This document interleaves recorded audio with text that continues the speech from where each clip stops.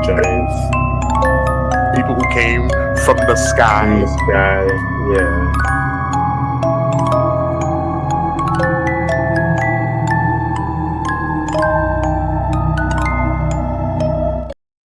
Seen the videos of people ripping off their face and underneath they're alien, and at the bottom of the video it says AI generated. You know where this is going. Let's get into it. I don't think that shit is AI generated. I think that's why they pushed AI so much these past couple of years, so that now they can put their real selves out there, and we just think, oh, that's just AI. Man, nah, I don't think that shit's AI at all. And nobody seems to be concerned.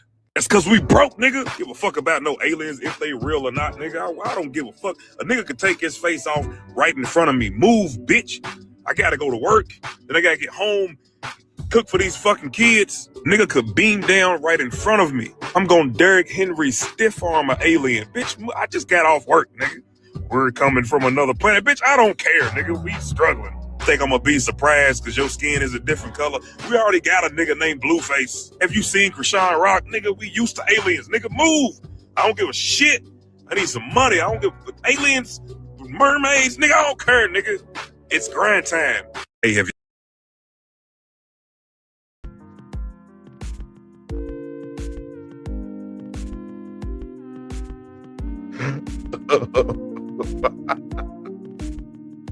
What's up, man? Oh, welcome to Middle Letters. My green screen is acting crazy. I can't hear you, buddy. Oh no, I got muted. But yeah. Oh.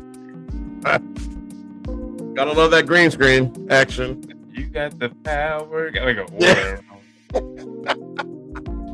I think this is just what we're gonna have to deal with today. What's up, everybody? Welcome to Middle Letters. I'm Shad. I'm Kobe. And we talk about all the weird, the creepy things that go bump in the night. A little politics slips in every now and then. We talk about lost history, ancient history. We talk about the difference between history and his story. What else? Conspiracies. What else, bro? Are you making a music video? No, we are not. We're not making a music video.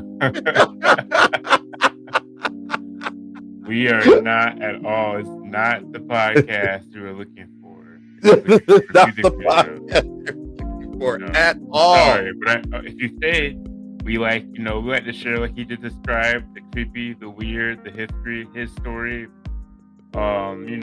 Things you ain't heard of, things they might have, skipped over. That's what we like to talk about. So today, we are talking about the Orphan Train. This is actually something that actually happened. Ain't no cap in this. Ain't no cap. I'm gonna turn the music off so y'all can hear me. Okay. I want to say it happened in the early 1900s. Yeah, late 1800s, early 1900s.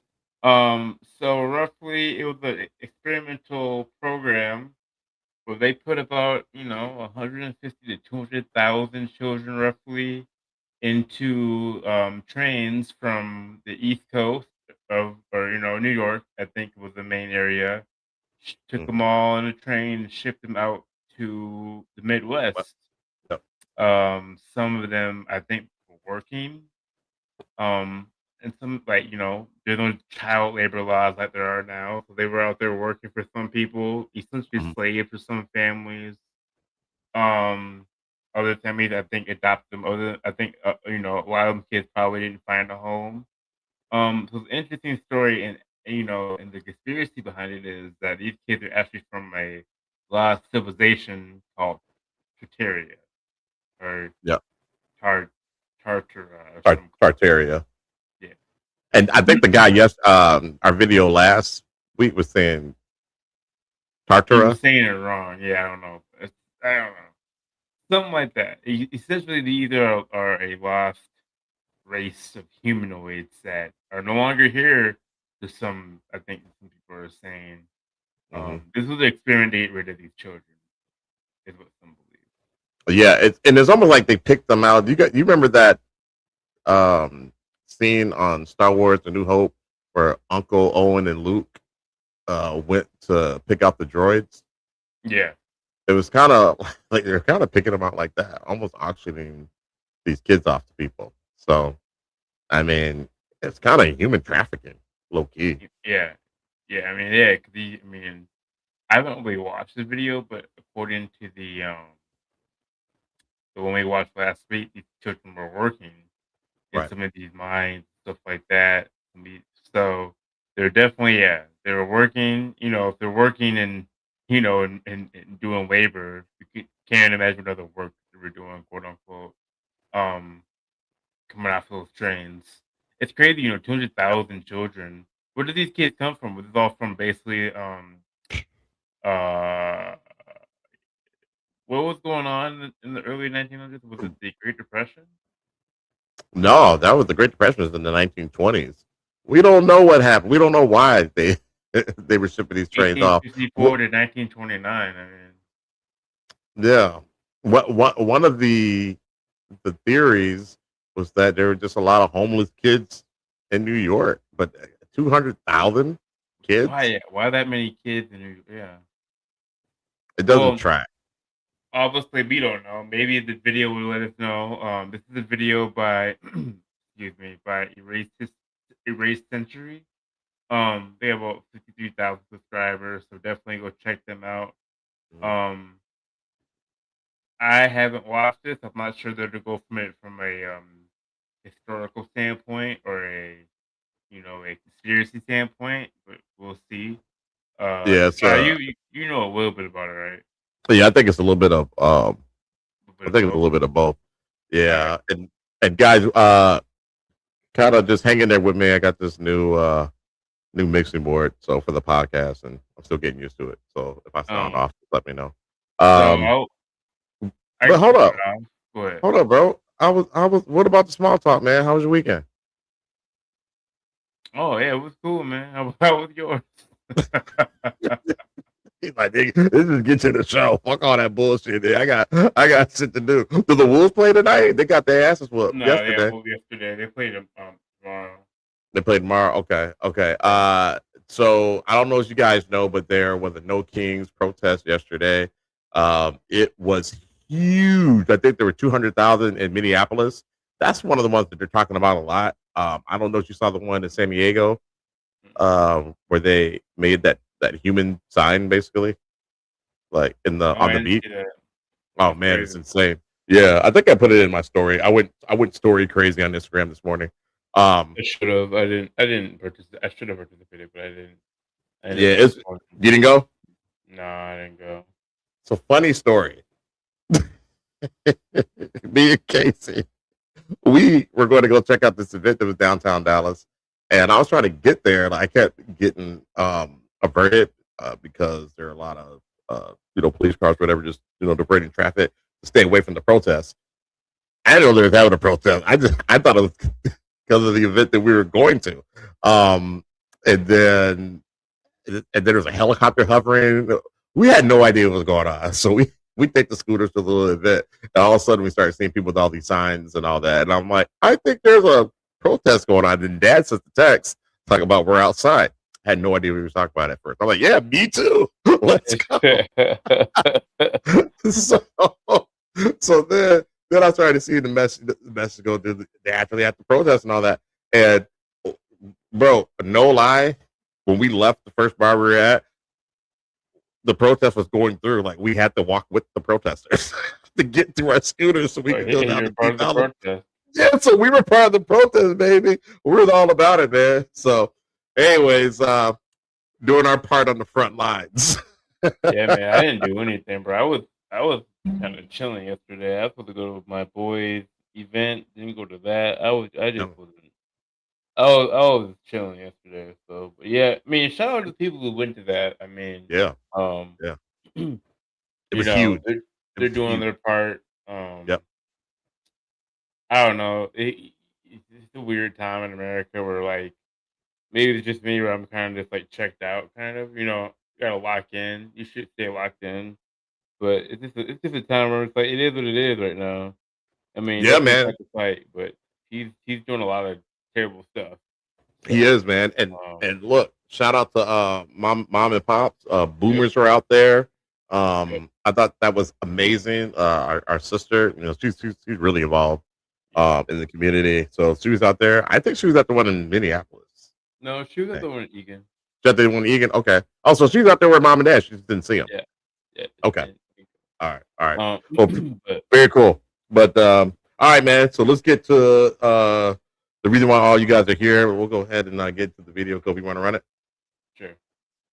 All right. That being said, yeah, like, this is a weird time 'cause it feels like it's weird that we have to say, kings to this, like, I don't know, to a That is strange. president, but what, it is Yeah. weird time. Anyway, This this is is the America. video again by Erased Century, I believe that what is the name of the YouTube channel, and this is a video called 250,000 Children with No Parents, the Orphan Trains. It is not a long video, so Yeah, yeah. we'll be quick. Hit me before the story did. 250,000. A quarter of a million children. No parents, no last names, no birth certificates, no records of where they came from or who they belong to. Loaded onto trains between 1854 and 1929 and shipped across America like freight. Distributed to strangers in 47 states. And somehow this is a footnote in history books, not a chapter. I found it while pulling threads on the 1890 census destruction, searching for what else vanished during that same window of time. One record gap led to another, which led to a name I'd never encountered in any classroom.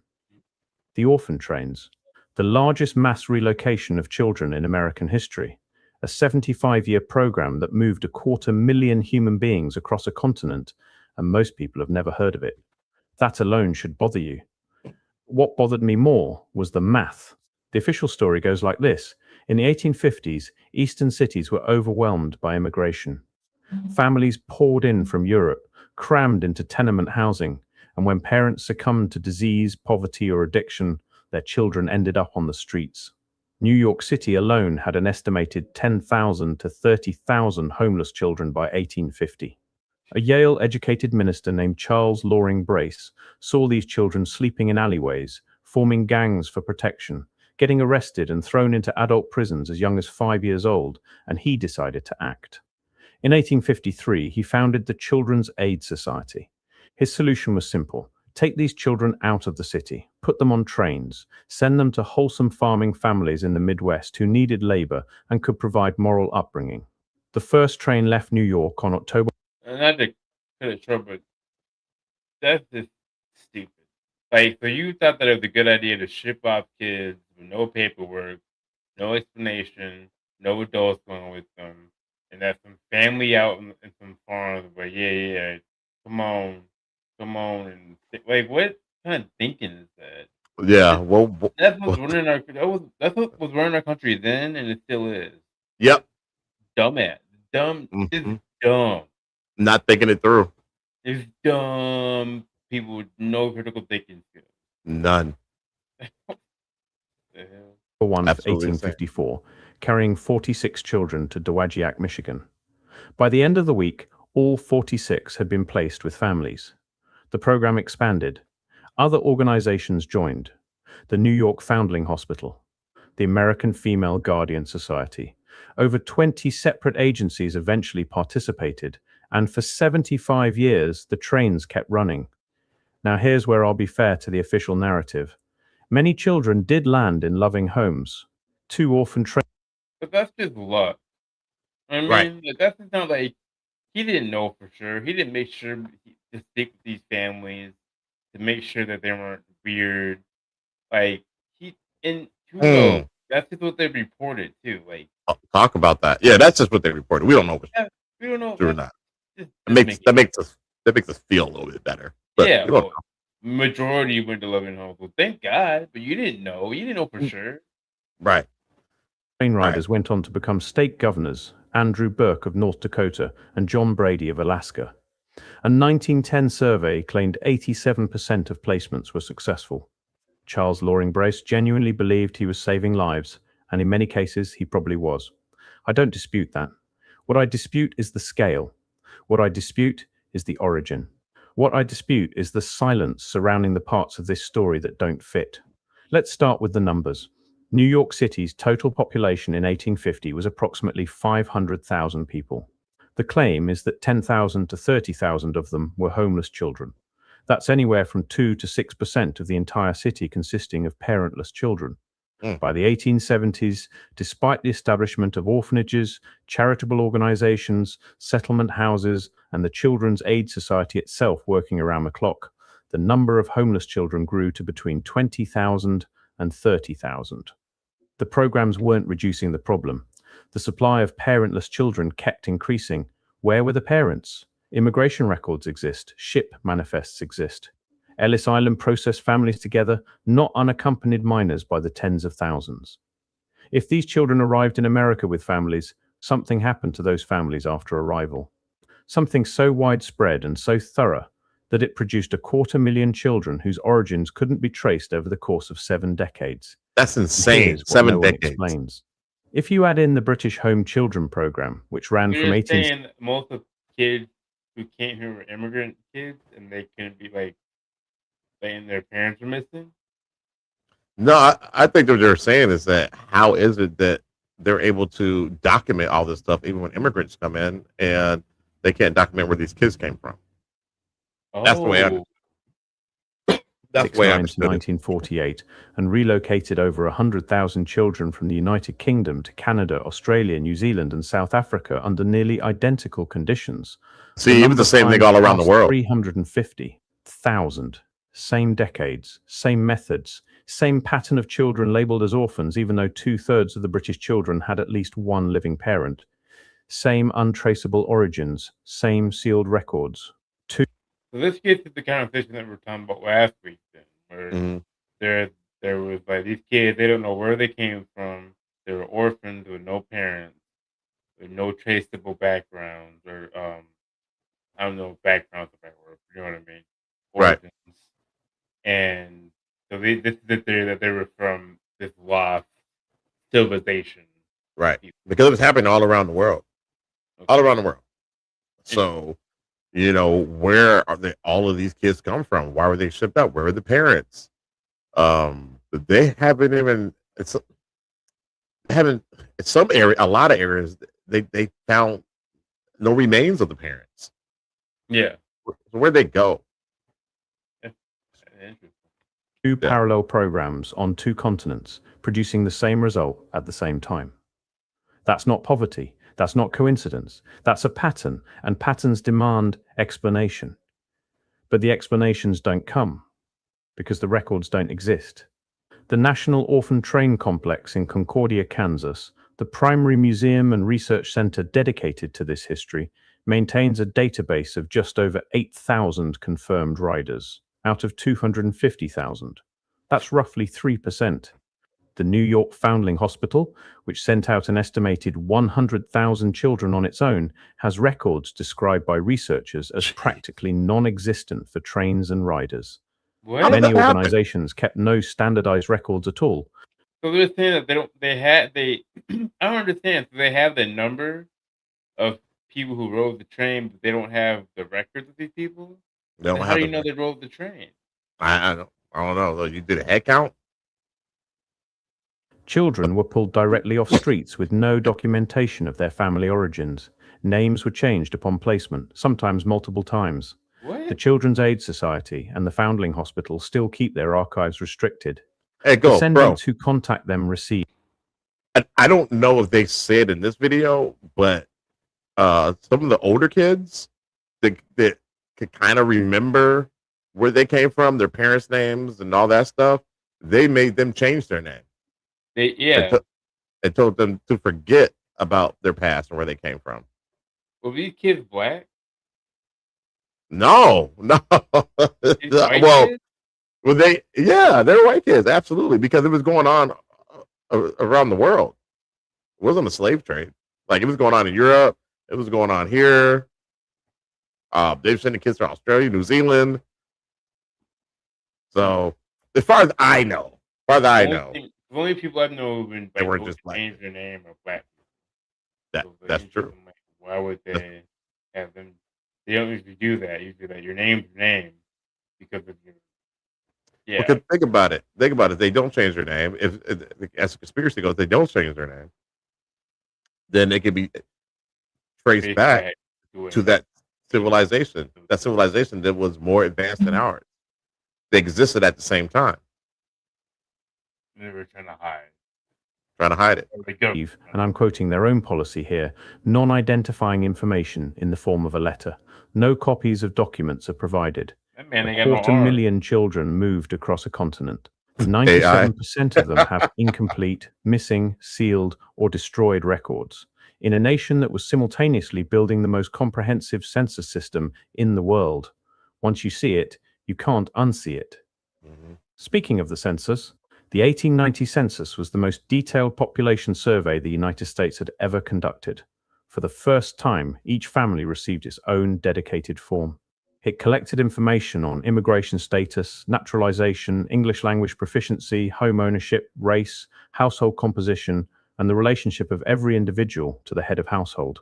It captured a nation of 63 million people during the exact peak of the Orphan Train era. The highest placement rates occurred between 1882 and 1892.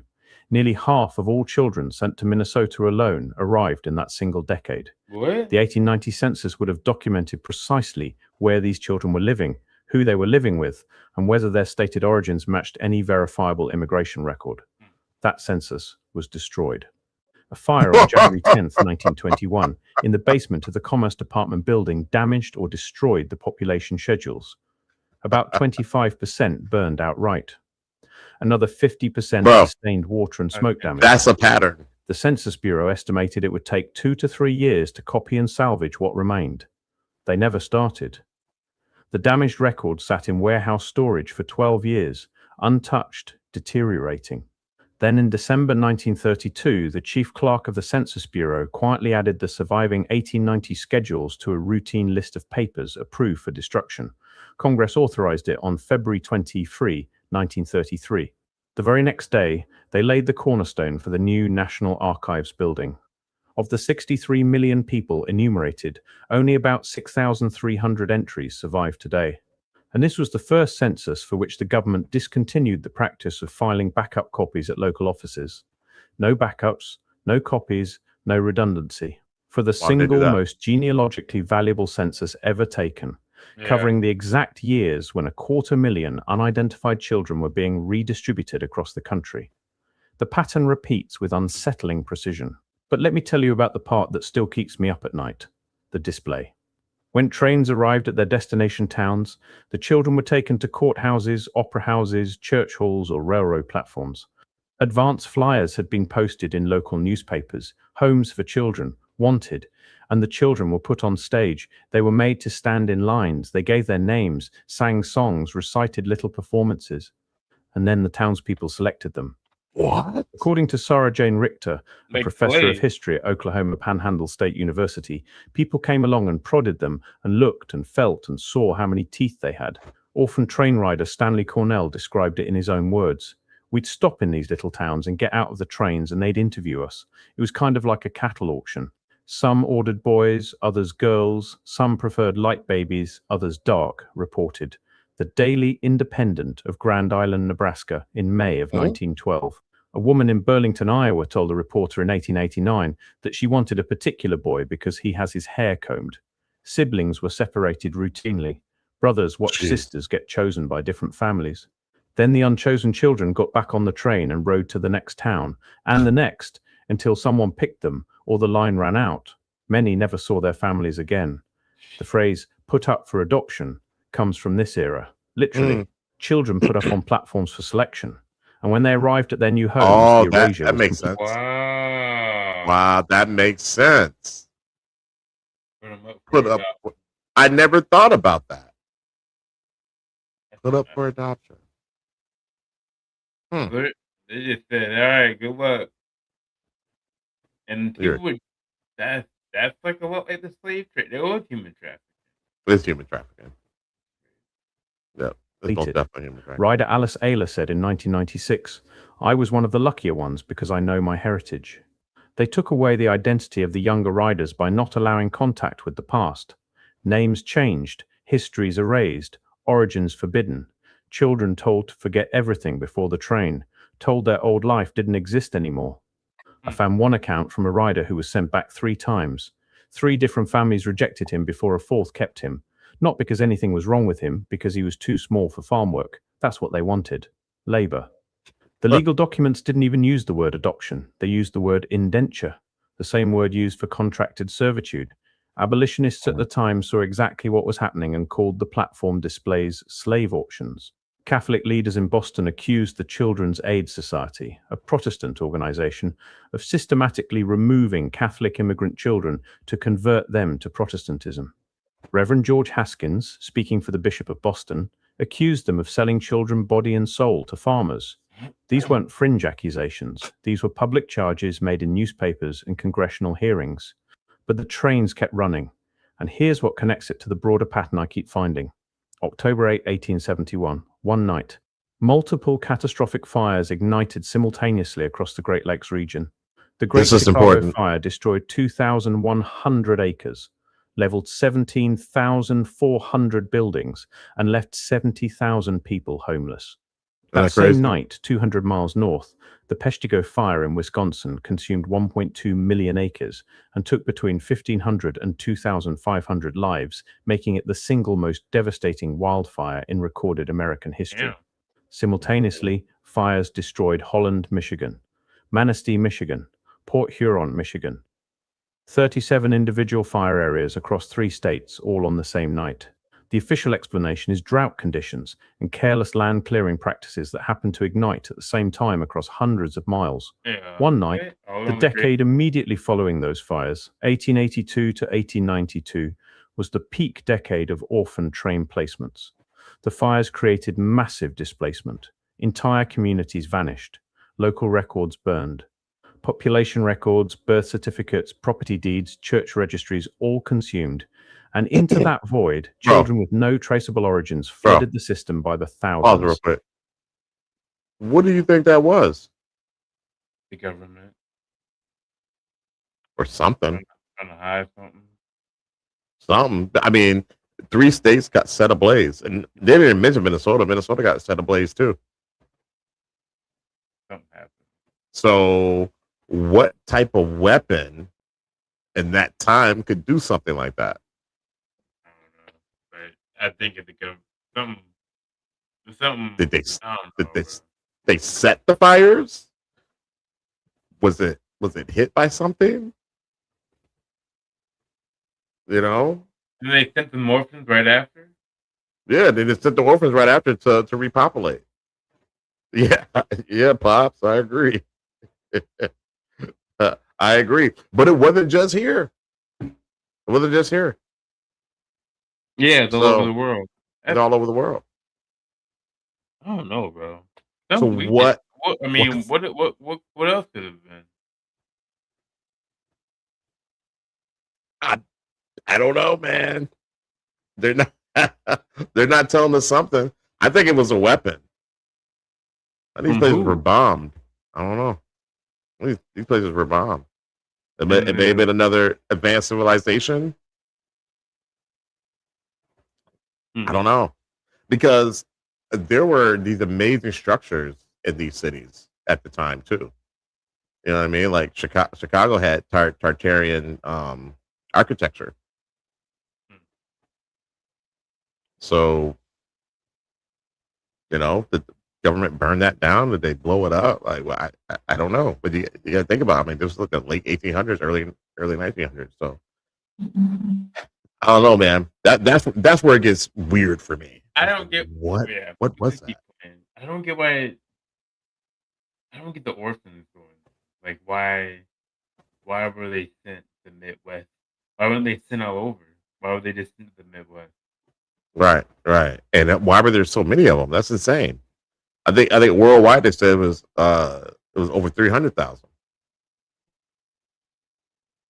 That's a lot of people, man. Yeah. That's a lot of people. Well, I mean, but it was within 20 years or whatever, 18 something to 19 something. Yeah. So. Yeah, true. But I mean, I saw 20,000 people, you know, marching in Minneapolis. That's a lot of people. Yeah. I think like it was 200,000. It was a lot of people, man. It was filled up. So I don't know, man. But you keep rolling. At the same time, something else was happening at World's Fairs and amusement parks that I still can't fully explain. This is Between crazy. 1896 and 1943, premature infants were displayed in glass incubators as public attractions. A man named Martin Cooney, who may not have been a real doctor, who changed his name at least once, who lied about his birthplace, operated what he called the Infantorium at Coney Island's Luna Park and at World's Fairs in Omaha, Buffalo, Chicago, and New York. Signs outside read, "Living babies in incubators." Visitors paid 25 cents to view rows of tiny infants behind glass. Cooney claimed to have treated over 6,500 premature babies. The names of the infants were kept anonymous. Hospitals Crazy. at the time refused to treat premature babies at all, calling them weaklings unfit to survive. Eugenics exhibits ran at the same fairs where Cooney displayed his incubators. Where did thousands of anonymous premature infants come from? Who were their parents? Why was there such an endless supply of them across decades of exhibitions? And why does nobody ask? I keep coming back to the children, not the theories, not the timelines, the children. Real human beings who rode those trains without knowing where they were going, who stood on platforms while strangers inspected their teeth, who had their names taken away and their histories sealed in archives that remain closed more than a century later. An estimated 2 to 3 million Americans alive today are direct descendants of orphan train riders, and most of them carry a gap in their family tree that can never be filled. Not because the information was lost accidentally, because it was never recorded, or because it was recorded and then sealed, or because the one census that would have captured it all was destroyed and never restored when restoration was still possible. I spent weeks looking for a single definitive document that explains where all these children came from. A government report, a comprehensive study, an internal audit from any of the 20 organizations that ran these trains. Something that says here is the accounting, here are the origins, here is the verified chain of custody for 250,000 human lives. It doesn't exist. The closest thing is a series of annual reports from the Children's Aid Society claiming general success without providing verifiable source data for the children's backgrounds. The organizations didn't communicate their statistics with each other. Many never published their numbers at all. And over the 90 years since the last train ran, records have been lost, destroyed, or sealed behind institutional walls that remain closed to this day. Of course. Maybe it was just poverty. Maybe the immigration waves really did produce 250,000 parentless children over 75 years. Maybe the record gaps are nothing more than 19th century bureaucratic sloppiness.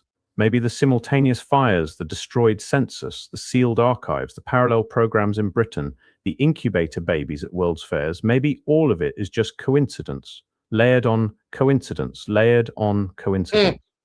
But I've been researching this long enough to know what coincidence looks like, and I know what pattern looks like. 250,000 children with no verifiable origins, records that are missing, sealed, or destroyed at every turn. A census that captured their existence wiped from the historical record. A timeline that aligns precisely with the disappearance of entire civilizations from maps and the systematic destruction of cities by fire. Identity erasure so thorough that descendants with DNA testing still can't trace their lineages past the train platform. Not coincidence, pattern. And when you see the pattern, the question isn't whether something happened. The question is what? What generated 250,000 children with no parents in the most documented era of American history? What required their redistribution across an entire continent? What is still being protected by sealed archives? And under 70 years after the first train left the station, the records won't tell you. The institutions won't tell you. The history books barely mention it happened at all. But the descendants are still here. 2 to 3 million of them, carrying questions in their bloodlines that nobody in authority has ever been willing to answer. The children remember, even if history pretends they were never here at all. That's it. That's it, guys. We got to do that one pretty quick. That's crazy, yo. That's crazy. Yeah. Yeah. So we have we got another one called The Old World, and we'll do that another day. And that kind of touches on that subject as well. And that gets more in conspiracy as well. But super interesting video. I appreciate you running the dissertation, bro. Yeah, Yeah. That's Yeah. Yeah, they never talk about that. I mean, I think it's Mhm. real. I mean, according to everything I looked at, that actually really happened. So, man, Yeah, and I don't know crazy. why we didn't learn about that, like in history. It's pretty messed up. But I mean, yeah, I don't know why. Like, I mean, what were they teaching us, bro? Not about that. Bunch of bullshit. That's what it was. That's crazy. Insane.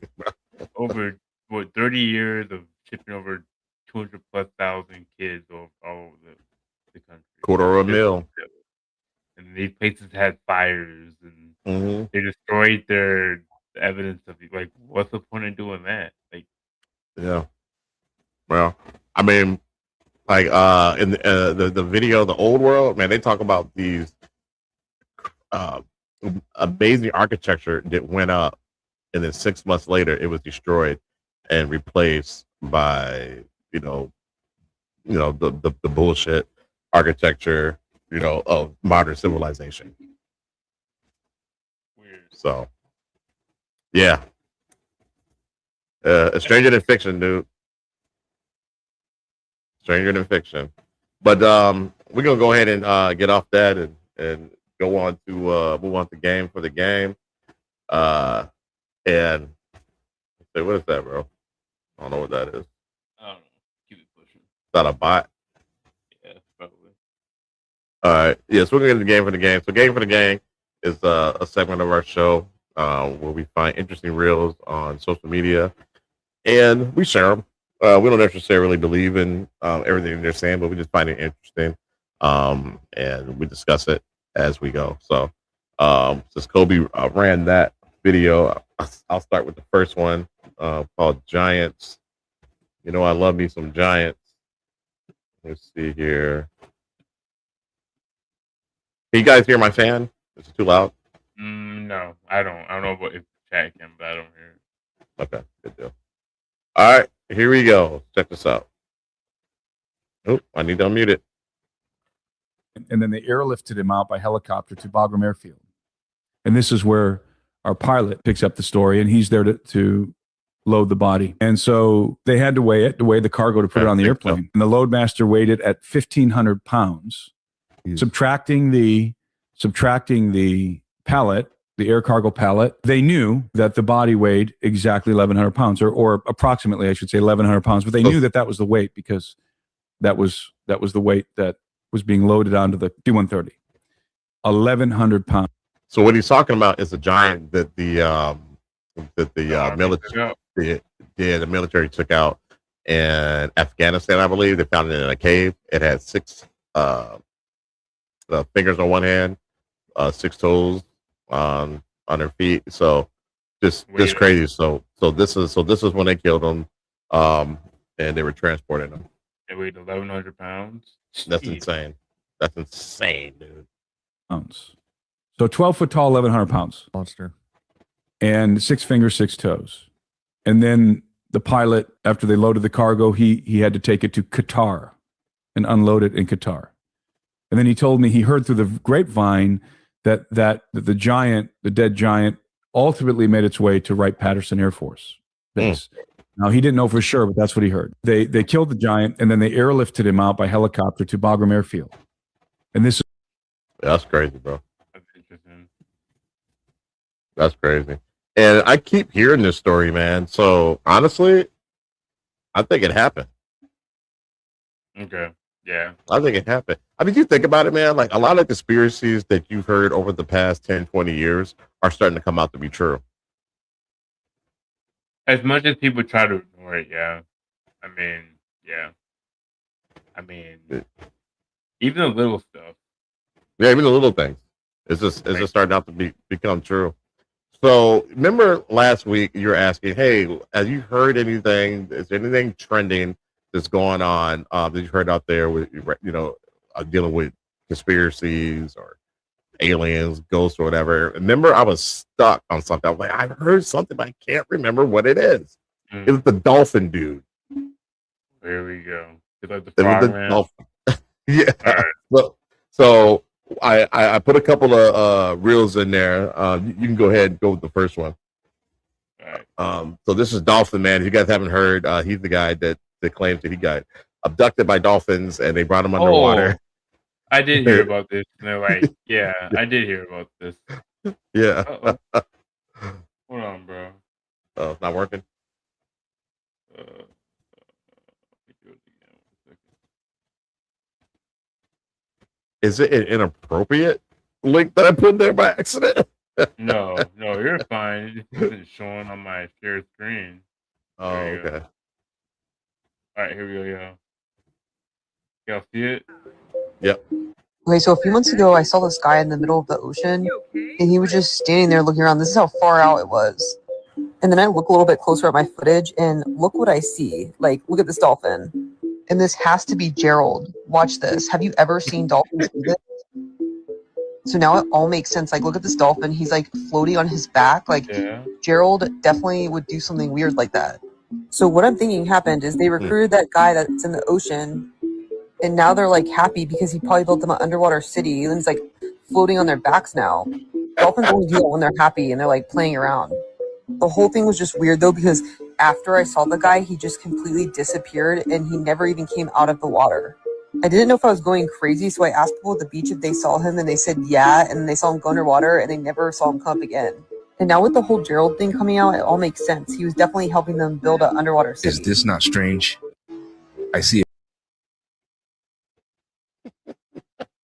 All right. It was cooler when I thought it was cooler when I put it on there. All right, that wasn't a very good reel. Okay. That lady is cuckoo for Cocoa Puff. My bad. I'm trying to figure out what.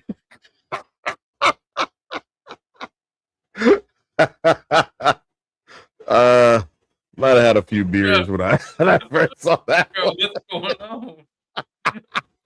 I'm like, what is she talking about? I have no idea what she's talking about. I remember that. I remember that video being that lame.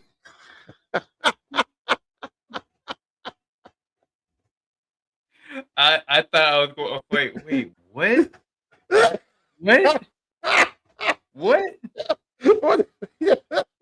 What? My bad, y'all. My bad. Yeah, go ahead. To the next one, man. Go ahead, man. My bad. Hey, so I got the next one. That's what it's called. More Dolphin Man. Oh no. So yeah, we're going back to Dolphin Man. So maybe this might be a little better. Let's check it out. All right, so muted. Since that white boy went to jail for talking to dolphins. I wouldn't have believed it if they didn't take him to jail and then kill almost 40 damn dolphins. How the fuck would y'all know he actually talked to dolphins to arrest him for talking to dolphins? I heard that they went and killed a bunch of them dolphins. Did you hear that too, bro? No, I didn't. I don't know about that. Yeah. They said we went in there and murked like you said, like 40 dolphins. Don't be hating on Dolphin Man, Shell. Let Dolphin Man live. Let him be. You and Dolphin Man. I know I heard about somebody get abducted and they made him try to build a city, but I was like, I don't, whatever. Yeah. I kind of kept pushing. Me too. But it kept coming up. I thought it sounded crazy. I'm like, how the hell was he breathing down there? Like, what? No, man. So I wrote it off, but it keeps coming back. And people are starting to think, I don't know, maybe he's not lying. So I'll keep playing the rest of the video. Dolphins, if you didn't see the shit. You know he talked to them bitches and that's why he's locked up. So I started to deep dive because I got a fucking brain and I use it. So I ask, why is it illegal to communicate with dolphins? Many people believe dolphins aren't just animals, but highly evolved spiritual gatekeepers or extraterrestrial consciousness living in our ocean. They suggest that dolphins and whales are actually starseeds from the Sirius B star. That's one thing about them Africans. They know about them stars and don't nobody got a damn telescope. That's what be fucking me up. They don't even got shoes on. They know how far a fucking star is and the name of it. Here go another reason why we can't talk to them, y'all. There's a widespread belief in the New Age community that dolphin echolocation has a physical and spiritual effect on human DNA. Fuck! Some esoteric historians, esoteric means only like a specific group of people know this knowledge. Esoteric historians believe dolphins are the descendants or spiritual successors of a lost civilization of Lemuria. Lemurians were supposedly highly telepathic and lived in total harmony with nature. Yeah. Fuck these guys. As their continent sank, they transferred their consciousness into the kingdom of the dolphins and whales to preserve their wisdom until humanity was evolved enough to communicate again. Evolved enough? How the fuck we supposed to evolve when they got us on Chat GPT? We're not gonna evolve because guess what, dolphins? They doing shit to our mind. They got us drinking fluoride every fucking day, calcifying our pineal gland. They fucking us up, so we can't click with y'all. We can't click and do all the clicking and do all that cool shit and all that. We'll go to jail, we talk to y'all. And I ask, why do they use dolphins to help women give birth to a baby? Sonic scanning. The most common belief is that dolphins use their echolocation or their sonar to scan the mother and the unborn baby. Believers say dolphins are naturally attracted to high frequency vibrations of the fetal heartbeat. If a pregnant lady get in the ocean and dolphins start swarming her ass, that's them dolphins' baby now. They the daddy now. They claim the dolphin sonar can detect complications or even help retune the baby's nervous system during the stress of labor. Motherfucker. And before I close out, I just want y'all to know that dolphins are essentially the aliens of the ocean.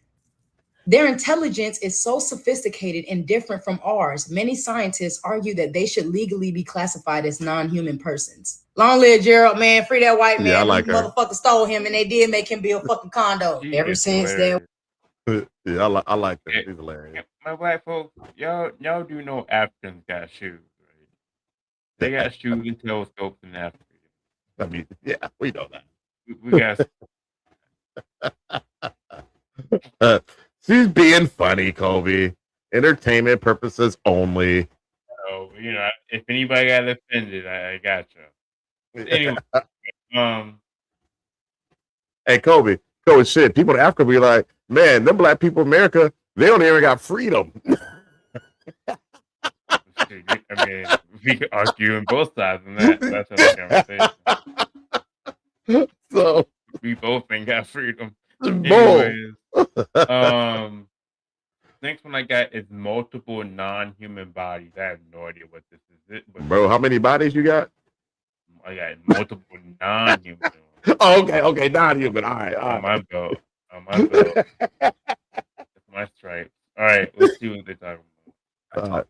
Was real visibility to the craft retrieval program says the non-human body. Oh, the craft retrieval program is something that we covered a while ago.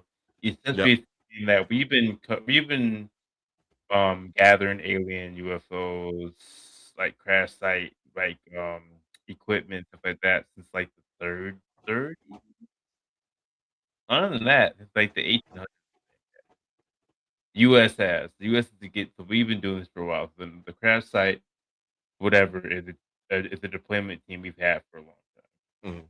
Bodies that have been recovered in some of these crafts all look different. There are multiple species. The universe is full of life. How many different species? I've heard of at least 4 body types that were recovered. So all I've heard of is the Greys, which is like the Close Encounters of the Third Kind ones. The Nordics, which is also known as like the tall whites, right? Is that the same thing? I've heard people say it. And then there is the reptilians. People talk about reptilians being the scariest one. No one's ever used that word with me, to be honest. Really? Yeah.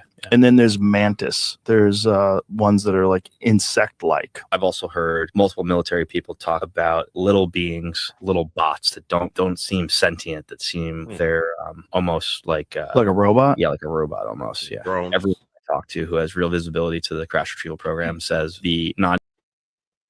So look out for the little robots. All right, that'd be kind of cool. I tell you what, man. The mantis, that scares the crap out of me. I would not want to see a mantis. That and the reptilian.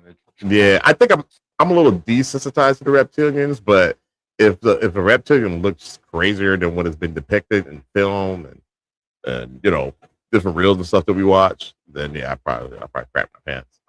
Grays, would the grays freak you out? No, but, I mean, I always think I can take a gray on until I can't. So, Yeah. What about the tall grays? Yeah, I can't take that on. Yeah. I think tall gray messed me up. Stay away from that. Yeah. Yeah. All right. So the next one is why do we sleep? We had a lot of games of the game. I guess I've been kind of adding to them again. Good. I appreciate it. All right. So let's check her out. I wonder if the mysterious reason for needing sleep is because our souls can't spend with so much time in these bodies, in this realm, like on this plane. Like, if you can agree that we are all sentient, intangible, soulful beings having a human experience in this body and experiencing the world through that lens, then I think the sort of like powering off that's deemed as necessary, but we can't scientifically, quantifiably explain why we need it. I think that is totally on purpose, and I think it's because we are in the world and not of this world, and so to not rest, to not have a function or a period of time where we get to be completely removed, so to speak, is necessary. Your route has been up. I had a little interruption, but I think that's all that I was meant to say on that. I don't know if anyone wants to share their thoughts. I wonder if the mysterious...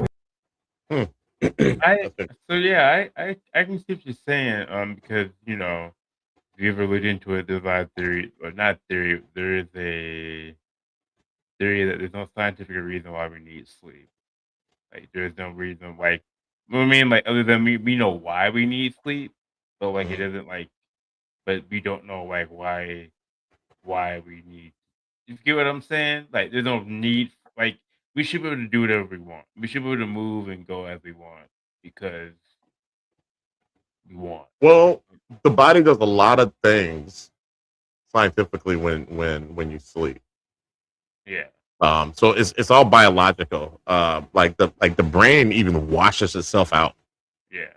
It washes itself. Why can't your brain just wash itself while you're awake? Like, why can't you hack your? That's what you think. Like, be half asleep. No other way around it. Right. How come how come we weren't created to do that? Yeah, I don't know. But we kind of just accept it. It's just a part of biology. You know, all living creatures sleep for the most part. Yeah. So we just deal with it. But our consciousness doesn't sleep. So I think we go somewhere and hang out until the body is ready to wake up again. That's why I think that Marlboro thing is so interesting, because like I go somewhere and I go to the same place a lot. Like I'll wake up, I'll kind of forget my dream, but I know I was in that one place again. Like, you know what I mean? So right. Melvin, he shared this dream that he has. He keeps having. I don't know if he wanted me to share it publicly. Sorry, cuz. But if you're not watching, you're not going to see this anyway. But he keeps going to this place. And it's like a dense forest, and it's like a trail, and there's these lions that keep following him. Well, the bunch of lions. There are a whole bunch of animals in this forest, but the lions are the only ones that he sees. So it's kind of like knowing. He knows that there are other animals in the forest, but the lions are the ones he can see. And every now and then, one of them will notice him, and he gets scared and he runs away from it. And he's been back there. He says about 4 or 5 times now. And he's been there so much. Like he said, he knows the trail. He knows where to go or where not to go. And it's the same thing all the time. I'm like, nigga, I think that's a real place. Yeah. Or I think it's a real place, man. Overcome that, whatever it is. You go ahead and I don't know. Yeah. Anyway, Do the next one. I got to run in the bathroom real quick. It's called How to Know Your Dog is a Skinwalker 101. All right. Well, if your dog is a skinwalker, people say that if your dog acts like a skinwalker, it won't act like a dog when it's alone and no one's watching.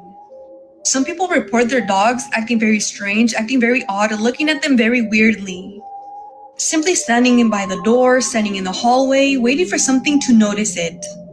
And I don't know about you guys, but if you guys remember that one video of like the dog being closed like in the bathroom, and then when he thought like the owners were out, he opened the door. That was fucking scary. Many people also report waking up in the middle of the night and watching their dog staring at them on the bed or through the doorway. Honestly, if I saw my dog standing on the hallway staring at me while I'm asleep, yeah, I'm out. Another sign is that you say your name out loud and your dog stares at you in a very weird way, a very disturbing, unsettling way. People claim that skinwalkers recognize names, not voices. This is why they always advise to never ask your dog what it is because you might not like the response back. That could have been maybe a cap or no cap. That probably could have been a cap or no cap. I only saw the last part of it. But what was it? What was it saying? Just like how to know your dog is skinwalker. So don't ask it shit. Yeah, don't ask it questions. Don't ask it what it is. All right. Okay, that's a good public announcement there. So don't be hey. So have you tested it out? Have you asked Ghost? Nope. I'm not doing that. You're not going to mess with it? No, I'm not. All right. Ghost gonna walk through here on 2 feet. I'm good. You see him walk right behind me. I'll be terrified. Hey, that nigga stands up and closes the door. We have a lot to talk about. We got something to talk about, bro. Whoa. Well, this been a letter this episode's gonna go up. Right. Hopefully I see y'all next week. If you survive the night. All right, so the next one is called Prison Earth. Ooh. All right, let's see what Prison Earth got to say. All right, here we go. Said that like millions of years ago, there were these horrendous people who wanted to establish this energy harvesting system here and wanted to exploit humanity for this purpose. And there was a rebellion against them, and the conflict was waged across the entire solar system. Now, this is interesting in terms of what we discussed regarding Mars in our first conversation and the apparent devastation of Mars in some kind of a nuclear war, according to Dr. Brandenburg. So Turner and his group said, Turner, Trevor, Scott, whatever, this remote viewer, and it's going to be in my new book, Thanosis. But you can find it. Google remote viewing moksha. People were so disturbed by the video that the guy took it down. He has all his other videos up, but he took this one down, but other people uploaded it to other sites. And so he says the rebels who wanted to like preserve human freedom and self-determination, didn't want humans to be harvested and exploited this way, they lost the war. And ever since then, we've been inside basically this prison where we are spiritually manipulated and harvested for our energy. He said that like millions of years ago. Remember, we talked about that, bro. Talked about how there was a war for humanity, and there was a benevolent alien race, and there was a malevolent alien race, and well, the bad guys won, and that's why it's so hard here. Earth is a master class for consciousness, for the source. Yep. Yeah, it's really tough, and you know, we have it easier than most. And we realize that, but Earth is hard, man. Earth is hard. So if you can get through it, great. What is that thing that we've been telling folks, bro? When you pass on, do not go to the light. Go back to the universe. The light is going to bring you back to Earth. It's a trick. So go back toward the universe. It's gonna be dark, but go there. I don't know if that's true or not, but when I pass, I'm gonna try it because I don't feel like coming back. I'm good. What if you don't? What if you don't pass? So what is that? Would you just quantum leap to the next consciousness? Yeah, but you gotta age out. Annoying. You gotta age out eventually. I mean, I brought it. That's what I'm saying. I'm like, wait, so you're just gonna live forever? That's crazy. I don't know. Yeah, the quantum immortality theory. But and the loophole that they did with age is that, all right, well, you just come back, you get resurrected. I mean, you're not resurrected, but you reincarnated. So it's like, I don't know if I like that deal. Yeah, I do this again. Can I come back with my memories at least, or like, could I come back to the same family? Like, how did that work? Yeah, it's crazy. I don't know, man. It's the same. And think about it. I mean, Earth is not going to be able to sustain life for forever anyway. So what happens then? That's why there's a whole another, like, you're in another dimension. Oh yeah. You go to another dimension, a parallel dimension where the Earth is still thriving. So yeah, you never be human anymore. I can see that. Because it's probably a reality where the Earth is already dead. I mean, there's a lot of like Mars. TV shows and like stuff like that where people die and then like a whole new world now. Like this is your life now. That life you had before is over with. So maybe it's something like that, or maybe you do remember your past life and this next life. That'd be crazy. Some people do. Yeah. Some people do, man. I don't know even in this life, yeah. I don't know if I want to. Yeah, I don't know. We're getting down a rabbit hole, but yeah. All right. So next one. How many you want to do, bro? We got a bunch. We can go to. We could probably stop it at the men of letters. I've been telling you this. Okay, that sounds good. All right. All right. This one's called Undertone.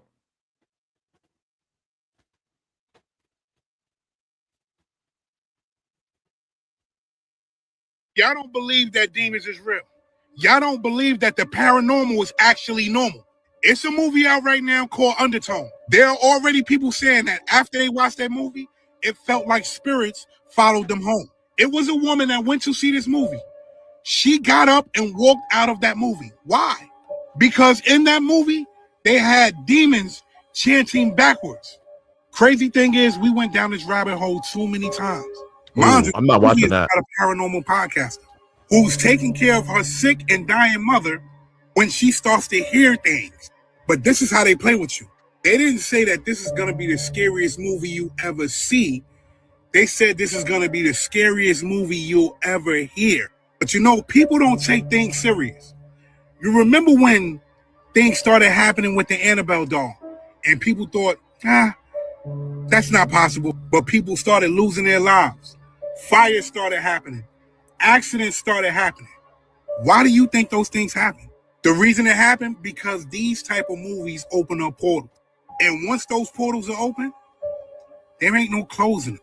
Ask yourself how most spells get put on people. By what? By chanting. And there's a lot of chanting in this movie right here. But go see it. Go enjoy this movie right here. With your life. Are you gonna go see it? Yeah, now I am. He's like, you damn right, I'm gonna go see it. I mean, people say when they left the movie, something came back with them, though. So you want to take that chance? We'll be all right. You know, like I don't know if I want to take that chance, man. Because spells are done by chanting. It's true. I'm trying to think if I ever watched something where there was because Evil Dead, they have chanting in that, right?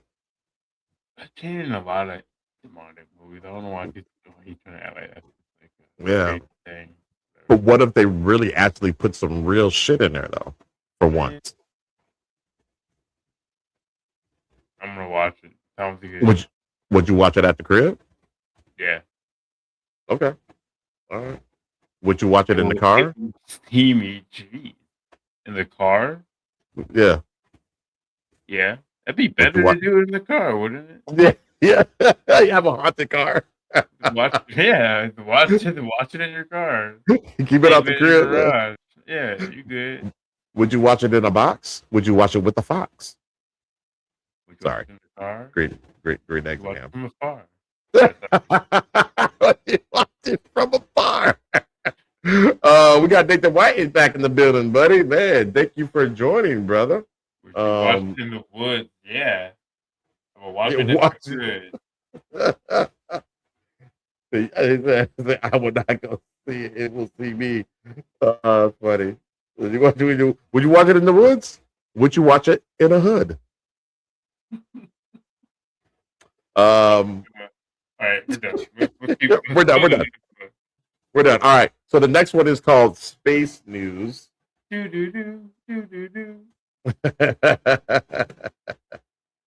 see what we got here, y'all. Check it out. Some huge space news, but it's a lot, so buckle up. Scientists sent a spacecraft 63 million kilometers away to an asteroid called Bennu. The spacecraft grabbed a chunk of it and brought it back to Earth. Since then, scientists have been analyzing it, and they found some truly insane things, with the most insane being announced this week. What we already knew from this sample is that the asteroid had high carbon content and water together, and together, those indicate the building blocks for life as we know it on an asteroid. It's also rich in nitrogen and organic compounds, and it's also covered in a mineral called serpentine, which looks a lot like a rock we find here at mid-ocean ridges underwater. Scientists think that this asteroid is a chunk of an ancient water world that has been traveling through space for billions of years. Gets crazier. On Earth, life uses 20 amino acids to create proteins. They found 14 of them on this asteroid. Also, you know the 5 nucleotide bases that are used to create DNA and RNA? How many do you think were found on this asteroid? All 5. Okay, now for the announcements from this week. Scientists announced that on the asteroid, they found sugars essential for biology, specifically ribose. We covered this already. Ribose sounds familiar. We've seen because this? it's in the name for RNA. I don't Remember the remember nucleobases? This means that all of the components needed to create the molecule RNA are present in the asteroid Bennu. This has huge implications. It could imply that RNA is more prevalent in the universe, and it could be the dominant form of early life. In the second paper, scientists also found a gum-like substance that nobody has ever seen on a space rock before. Ever. And finally, scientists found an unexpectedly high amount of dust produced by supernova explosions that predate our solar system. There is some huge space news, but it's a lot, so buckle up. Scientists sent a spacecraft. Yeah, man. But I know something about sugar. No, we didn't cover that. Someone in a podcast discussed it. Oh, okay. Basically, he was saying, I'm sorry, people who believe in God, but he was basically saying that we've proven extraterrestrial before we've proven God exists. Yeah. Yeah. I mean, sorry. I mean, again, I think some of these religions were to explain God. You know what I'm saying? Yeah.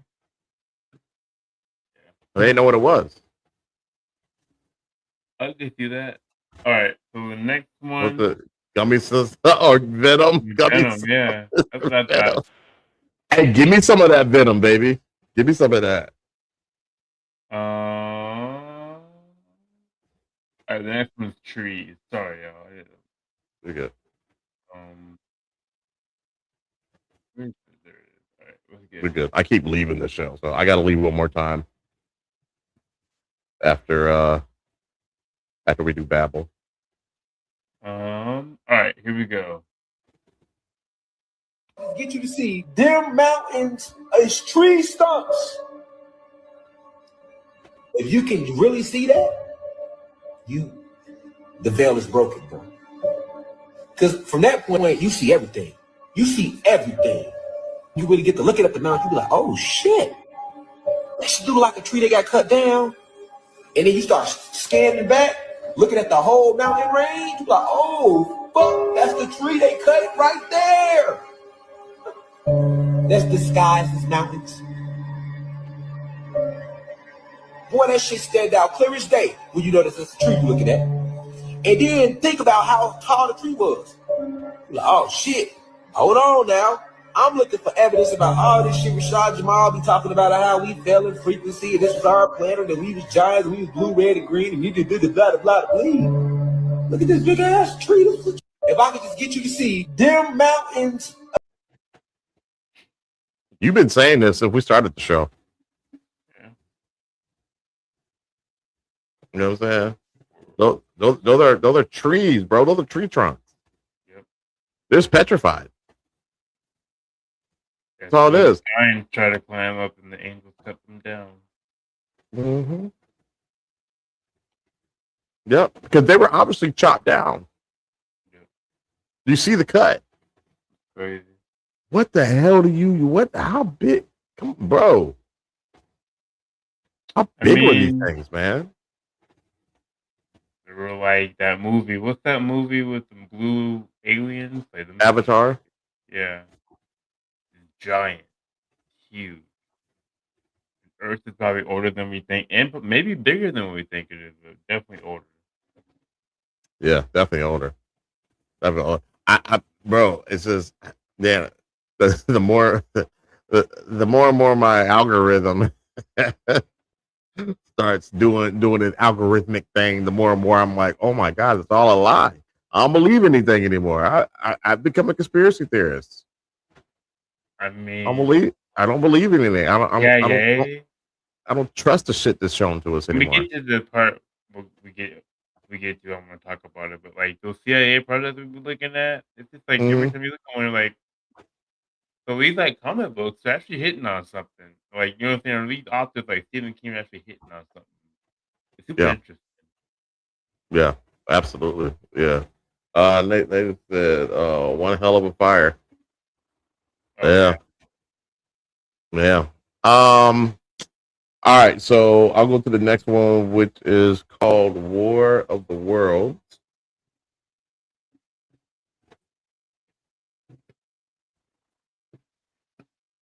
Check this out. Oh, this is interesting. August 1608, the coastal cities of Genoa and Nice experienced a terrifying mass sighting documented in European chronicles. Large, flying, luminous discs hovered over the Mediterranean Sea, boiling the water beneath them. Witnesses reported that the crafts opened and strange humanoid figures with glowing eyes and scaly amphibious suits plunged into the ocean. The Genoese artillery fired 800 cannonballs at the objects, which simply bounced off their hulls. The crafts eventually shot into the sky at incredible speed. Ufologists cite this as absolute historical proof of transmedium USOs, unidentified submerged objects operating centuries ago. In August... Think about that, bro. 1608. That's dope. They've been here forever, man. That's crazy. That's crazy. That's what the Egyptians were showing. That's what the Sumerians and their hieroglyphics they kind of show. Yep. They've been here, man. They're not new to this. They true to this. So, I know. Pretty crazy stuff. Pretty crazy stuff. Oh, Babel. Tower of Babel. Yep. He said, what happened to the divers? Yeah, I don't know, man. Well, they're they think that there are bases. They think there are bases underwater, alien bases. Maybe the water was boiling at this part, but lower it gets like, I don't know. Maybe I'm gonna shut up. All right. So the next one, is Babel. The Tower of Babel, Yahweh, who's known as Enlil, he built his own tower first called the Duran-Key, which means bond heaven earth. And then the humans, when he leaves to go somewhere, the humans build a similar structure. When he comes back, I guess it's probably months or years later, he sees that this thing is being built by humans, mimicking what their advanced culture had built. And he says, oh man, whatever their hearts desire, they will achieve it, which that made it into the Bible. And so he destroys the tower, just like it says in the Bible. And then he says, my seed shall not abide in man forever. His years shall be 120. That also made it into the biblical text. So you see where it's getting copied from. Older ancient texts. The Bible was written from 100 AD to 900 AD. This text is thousands of years prior. And so he then decides to confuse the languages and move people around to different regions of the planet so that we couldn't collaborate. Because if we can't collaborate, we can do all the things that they can do. Exactly. And we can challenge their power. Exactly. At the Tower of Babel, Yahweh, who's known as Enlil. And I about 90% agree with that thought process. I almost think that we can do magic stuff if we worked as the human race together. We work together. Say again, bro. We would be doing magic type of stuff if we work together. They look Yeah. like China does, just because they're working together. Essentially, we have the Yep. same mindset of working together. We would be doing things like we would be doing quantum leaping. We would be like, "You want to live longer? All right, here you go." Like, don't even trip. We got Okay. you. Yeah. So, Hold on, my mouse is acting crazy. let me know if My you mouse wanna isn't working anymore. play the All next. right, well that sucks. All right, I'll play the next one. Huh? You got the next one? Yeah. Okay. Oh, your mouth? Oh, your mouth works? It's kind of working. I think it needs new batteries. I mean, I can use the other one. I just don't want to. Yeah. Do the last one, bro. I'm gonna see if I can put some new batteries in there, and then go to story time after that. Play the story time one. All right. So this next one is it's called The Mennonites Have Been Trying to Tell You This. So basically, yeah, we'll see what they say.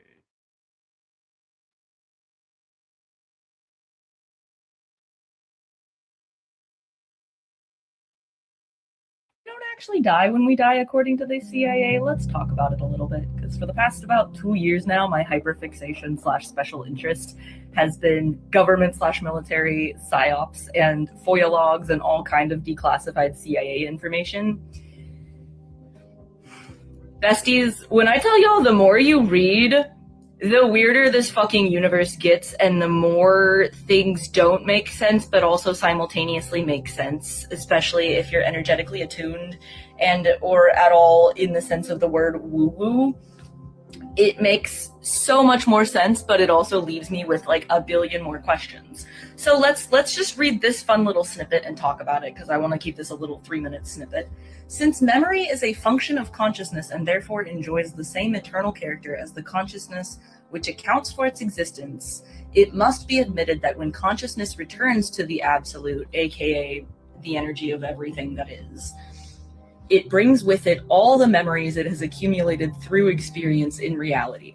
The return of consciousness to the absolute does not imply an extinction of the separate entity which the consciousness organized and sustained in reality. Rather, it suggests a differentiated consciousness which merges with and participates in the universal consciousness and infinity of the absolute, without losing the separate identity and accumulated self-knowledge which its memories confer upon. So when you die, your consciousness just becomes part of the collective universal consciousness, but you retain all of your memories and all of the things that happened throughout your life. It also talks about how we're telepathic, how our brains bounce whenever our heart and our brain are attuned. It also talks about how our breathing and stuff being attuned makes our brains and our hearts basically complete a self-sustaining pleasure feedback loop. And if that gets disturbed, it basically puts us in fight or flight, survival, scarcity, lack mindset, which is where most of us are being forced at right now. Everything is energy and frequency, and they know it. They know we're connected to the Schumann resonance. They know the specific hertz that fuck with specific parts of us, you guys. And it's all connected to the weird patents that they have with all the different sensors and shit in our phones that Sabrina Wallace and Edward Snowden have been talking about this entire time. I cannot stress to y'all how much the government and the military knows about the human body and energy and the way that frequency and all of this manipulation distorts us. They know we don't die. They know what happens in the future. They can predict it with 100% accuracy, it also says in this paper. Project Looking Glass, they know they lose in the end.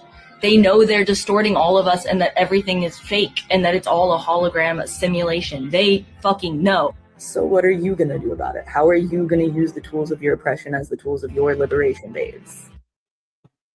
Yes. Get super covered almost 90% of that stuff. Yep. Project Stargate, the Montauk Project, the Gateway Project.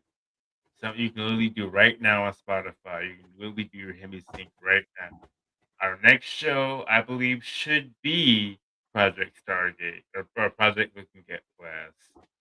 I believe that should be our next one, or the Old World. We'll do Project Looking Glass. Yeah. We can But do the yes, whole world. the CIA definitely has basically seen into the future and they know what they're doing right now. They did a project, maybe know what they're doing right now does not work. Right. What we're doing right now doesn't work. But yet they keep, for some reason, they're going down this path. Kind of like when we covered Lemuria, we have technology and ways to heal ourselves with things through consciousness, with colors. I know I'm sounding like a hippie right now, but they know about all this stuff already. So like, it sounds like we're over here like talking about some conspiracy stuff, but this stuff is, you can look at CIA documents. Dad did say something that made me remember the CIA. What are they trying to tell you? They're releasing this information, so they're telling you this for a reason.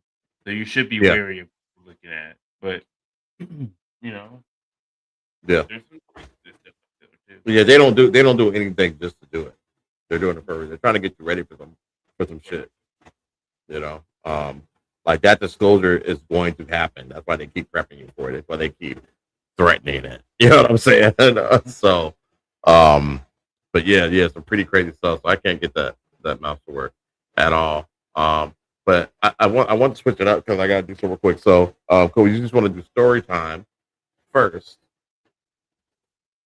and then when we get to story time, we'll move to Where is cap or no cap. Oh, here you are. What's story time? Yeah, we'll do that, and then I will be right back.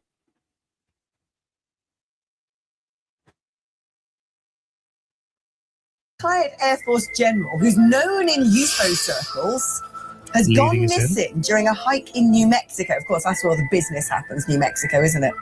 Just months after a former colleague disappeared in a nearly identical case. This is US Major General William Neal McCaslin, 68, was last seen on the morning of February 27th as he left his Albuquerque home with only a backpack, wallet, and, as all people in New Mexico need, a .38 caliber revolver for a trail run. Yeah. You might need to shoot some stuff as you exercise.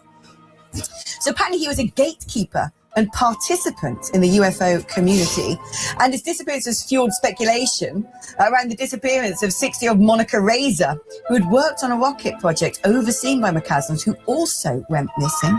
She was also last seen hiking in a California forest with a colleague. So everyone's there basically saying they must know. And, there was this hint, wasn't it, when Obama said, yeah, aliens exist, and then the journalist didn't ask any more questions. Why? Which is weird. And then Trump has sort of said, yeah, he spoke out of turn. Shouldn't have said that. It's national security. And now all these people who might know a thing or two are disappearing. They've gone for a walk and on their disappeared. armed hikes. Well, one thing that's definitely not true here is there's no coincidence. I mean, this just didn't happen this way. I mean, let's eradicate that as a possibility. There's quite obviously something incredibly sinister and dangerous going on here. So there's nothing normal about this whatsoever. They've gone for a walk, they've taken their gun, and they've disappeared. I mean, although, but both on separate occasions. yeah, they haven't gone together. Aliens don't take people like that. How do you know aliens don't take people like that? I can't tell you how I know. Otherwise, you'll go for a walk on Tuesday and you won't come back. That's your Porton Down years, isn't Yeah, it? Coming I out. did, yeah. And you're like, no, categorically, aliens are not interested in 60-year-old hikers with guns who might know what aliens are. That's not what they're after. What are they after?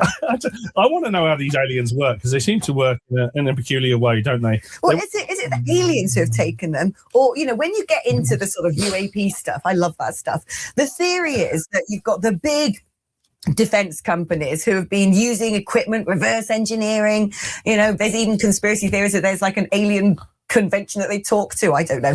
And that when people find out about this stuff, it's like, no, this has to be top secret because of something. Yeah. And so we're going to kill you. You have to be disappeared because you know too much.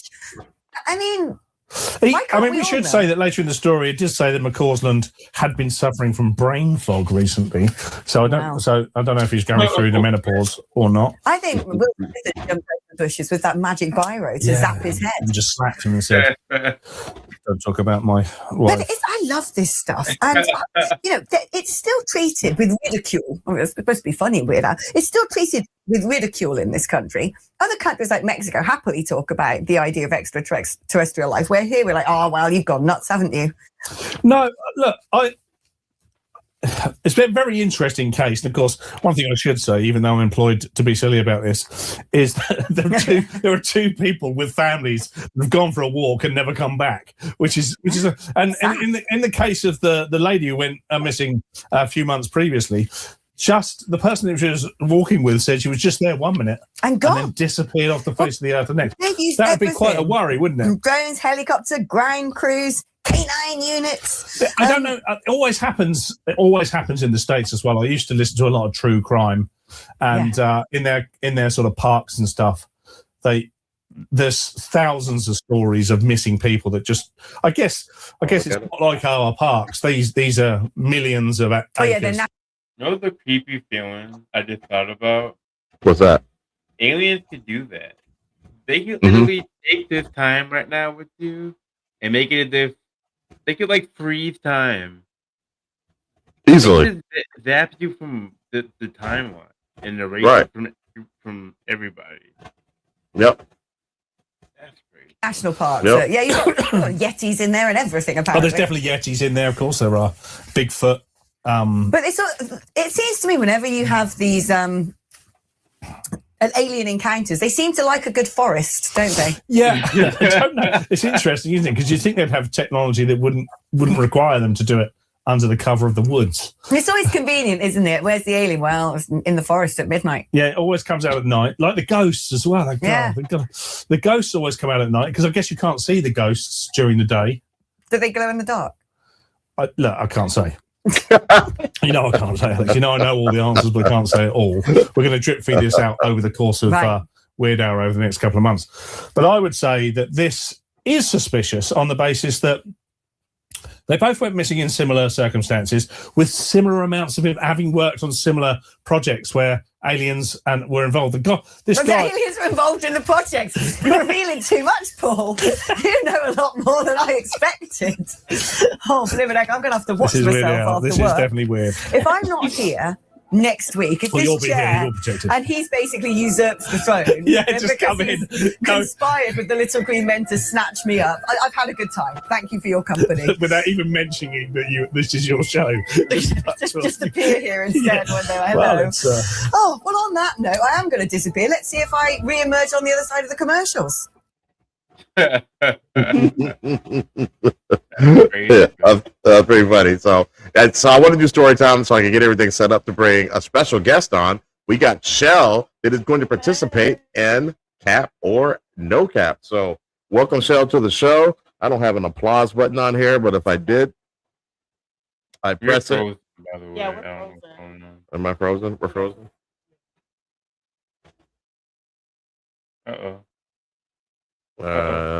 Completely in my back. Oh. What the hell? It's your fault. What the heck happened? Here, we're gonna reload. I'll come back. All right. So while they get themselves figured out, I think I will go through one of the Cap or No Cap videos. So let's go here. Let me check. All right, so this is this one's called Hussein Bolt. Let me see if I can get this to show up. Hopefully they get back here soon. All right. This is Cap or No Cap. So Cap or No Cap, if you guys don't remember, if you believe the video is real, you'll say it's cap. Or sorry, real, you'll say no cap. If you think it's fake, you'll say cap. These are just, creepy videos we found on the internet, and things of that nature. So here we go. Who can explain this? Nah, them. Yeah, I can't even see it. Can you guys? Hold on. The following footage. All right. Let's begin. Trash, man. Who that is running through there like Usain Bolt? Hey, bro. Hey, wait a minute. Go back to the street. Something on the line. Hey, man. Who that was running through there like Usain Bolt, man? Hell yeah. I thought I was tripping, though. No, you wasn't tripping. They run through that motherfucker like far as that. What the fuck was that? So motor right there. Nah, them trash, man. Who them running? The hell who running that fast? What nigga you know that quick? Ain't nobody running that fast. What was it running from? You see no pit bull on that nigga can run that quick from a pit bull. You see somebody on the street, go the other way. No, bro. Go the other way. I swear, yeah, that way. Somebody just ran down the street, bro. Ain't nobody on that goddamn Oh, no, bro. Man, the man said... We're running back, Not y'all. real, bro. I seen it. You seen it too? Man, I seen it. The motherfucker was running through there fast than a He's motherfucker. It's like you could almost see through him. He was going so fast, bro. I ain't never seen nobody run that You're fast. muted, by the way, bro. That wasn't real. I swear it wasn't real. I for sure ain't going out that motherfucker. I'm scared now. Man, Why not? how you gonna outrun that? So, who can explain this? Nah, them trash, man. Who them here running through there like Usain Bolt? Hey, wait a minute. Go back to the street. Hey, man. Who that was running through there like Usain Bolt, man? Hell yeah. I thought I was tripping, dog. No, you wasn't tripping. They run through that motherfucker. Let's do this. We'll run it back. Hold on.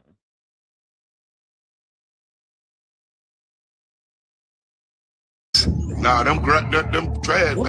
It's so quick. It goes like right in the beginning of the video. Who can explain this? Nah, them trash, man. Who them here running through there like Usain Bolt? Hey, wait a minute. Go back to the street. Hey, man. Who that was running through there like Usain Bolt, man? Hell yeah. I thought I was tripping, dog. No, you wasn't tripping. They run through that motherfucker like far as Man, what the fuck was that? So motor right there. All right. Nah, them trash, man. Who them here running? Cap or no cap. As Shadow Show get themselves together. Your video was looking good, by the way. It was just you're muted. I don't know what's going on, but I'm gonna say no cap. Yeah, that was crazy. I see Nate said no cap. Yeah, okay. Uh-oh, his board is dying.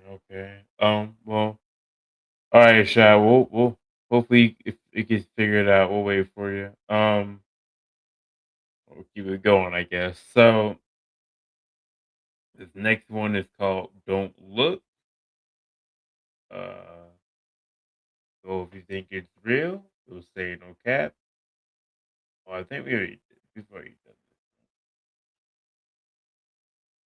that one.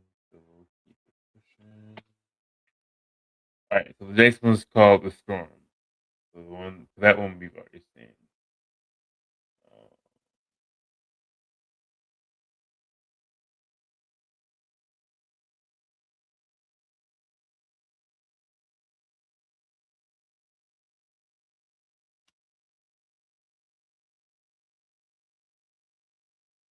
All right, here we go. What is that? A March 6 tornado in the US brought something into this house that shouldn't belong. During the flash of a lightning strike, the fire alarm goes off and the CCTV caught a dark figure on all fours in her room.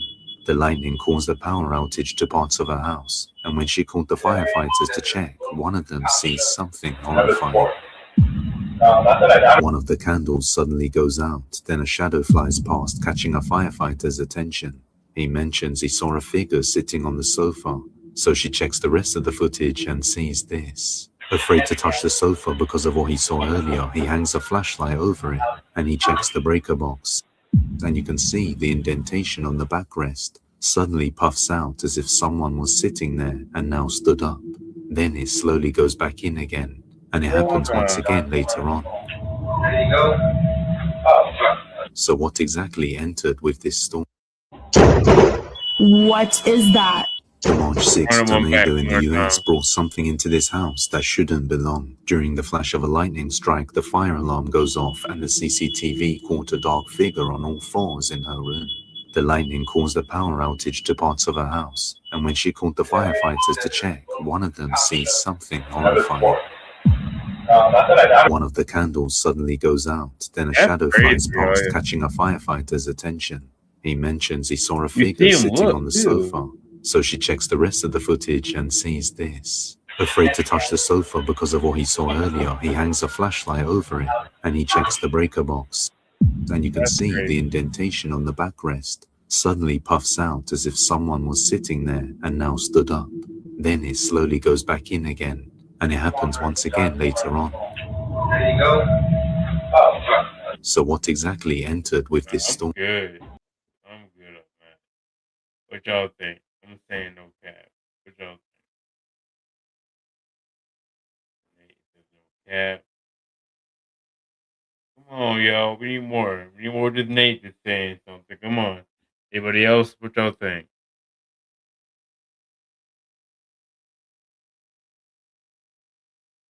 Man, silent viewers. Pretty creepy. Yeah. All right. Sorry. Thing died. Had to find a charger. No one's engaging. Thank God. Yeah. Hey, Come on, y'all. hey, y'all. I couldn't see it. So, hey, we got Shell. She's a special guest. I got a new board and it jacked up. We're So gonna run this back. Okay. Yeah, run it back for me. This one's pretty good. I think no one's saying nothing. But Nate said no cap. What we All right, got? so all right, this is called The Storm. Yeah.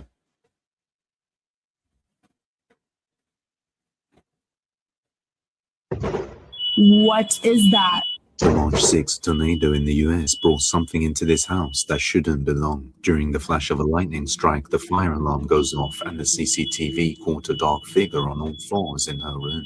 The lightning caused a power outage to parts of her house, and when she called the firefighters to check, one of them sees something horrifying.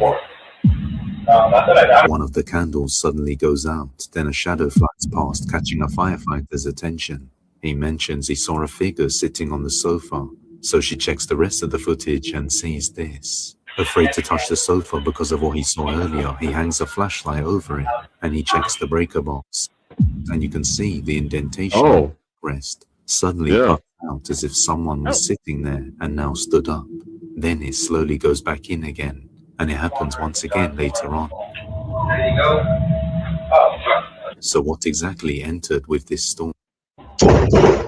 Oh, Y'all think? I'm gonna say no cap. No cap. Yeah, I say no cap. No cap. That was wild, bro. Yeah. That was wow. Which one was that? The storm. Like something hit her house. Man, that is running around. That is crazy. So the storm brought something in there? Yeah. Oh my god. Okay. It's already there and she didn't even know. Yeah, possibly activated I'd it. be mad. That's a- Yeah, if something came into your house, though, like, man, what? That is insane, bro. Oh my god! Like, get out, man. I pay mortgage. I pay rent. Unless you're gonna put in on that, Right. you got to be all right. Yeah, This the house burned down. Nah, don't turn on no, man. Like, and you saw that, like that indent. That's the part that got me. The indent on the couch. It's a thing sitting on all fours that I didn't like. What the hell was Yeah, that? that was crazy. Well, even yeah. that the firefighter even noticed it. Yeah. And had to put Firefighter his went like, flashlight on there, like, what the hell? Yeah, He was like, So, hey, yo. Yeah, that's the same. Mhm. All right. Yeah, that's definitely no cap. All right, I'll play the next one here. The next one is called Fishing. Yeah, why do I have two Instagrams? All right, here we go.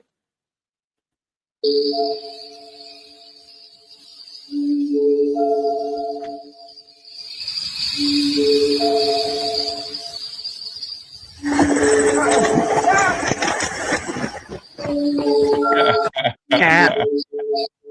So cap.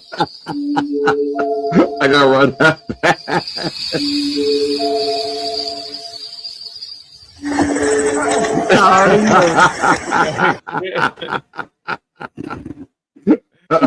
Oh man, big cat. Yeah. I knew off top with that lighting. I'm like, How you gonna grab like a spear? right. We're gonna We don't have to go this, bro. Yeah. We don't have to go this. That's definitely cap. Yeah.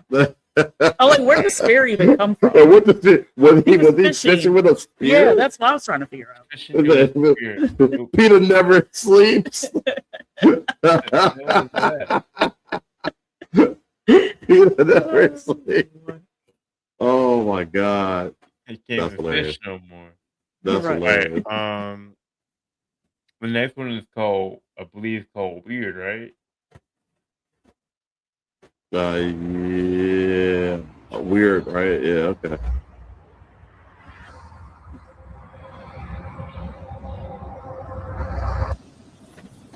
What the fuck? What the? Oh, no. Never. Nah. What the fuck?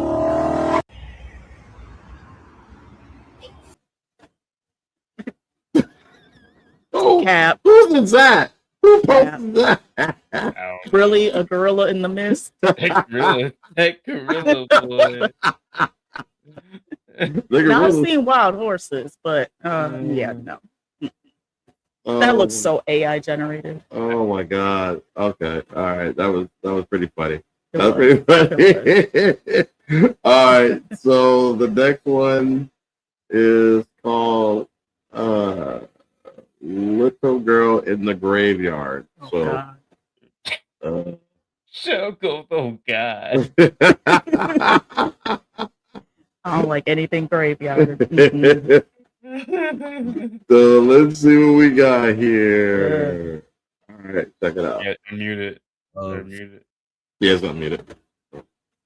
Fabiola Nova Rodriguez. So there was a cemetery in Las Cruces, New Mexico, right? Okay. And this cemetery was known for getting vandalized. They would leave little stuffed animals for little kids that passed away. They would leave candles, flowers. But every single time that would happen, something or somebody would come and basically the whole shit up. That's dope. So a family decided to set up a little camera to see if they could catch anybody who was basically vandalizing their son's grave, right? And instead of finding somebody who was vandalizing the grave, they end up seeing a little girl in the middle of the night. I'm gonna show you the video. Let me know what you think. If you think it's somebody or if you think it's a ghost. That's a still?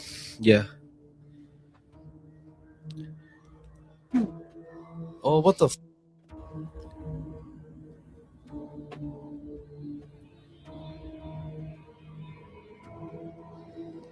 If that was a homeless little girl, like, why would she be going to a grave? That's my question.